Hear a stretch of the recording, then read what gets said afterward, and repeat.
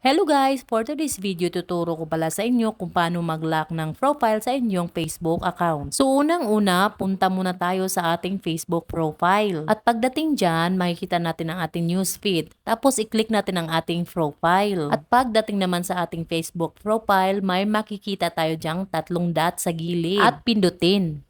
At ayan, nakikita na natin ang ating profile settings. At dyan din natin makikita ang lock profile. At take note, dapat updated ang ating Facebook. At kapag hindi pa updated, update nyo muna, punta muna kayo sa Play Store. Hindi po kasi makikita ang lock profile sa ating profile setting kapag hindi pa updated ang ating Facebook. Anyway, balik na tayo, pindutin na natin ang lock profile. At makikita dyan, make your photos and posts more private in one step. At pindutin na natin yan yung kulay blue. At after nyan, babalik na sa ating profile. At ayan po ang lalabas. Pindutin na naman natin ang OK. At ayan na po, nalock na ang ating Facebook profile. Ang kagandahan po kapag nakalock ang ating Facebook ay naka-private na po ang ating profile. At kapag may mag-instock sa atin, hindi na po nila may screenshot at hindi na po nila ma-view ang ating mga pictures, posts, and stories.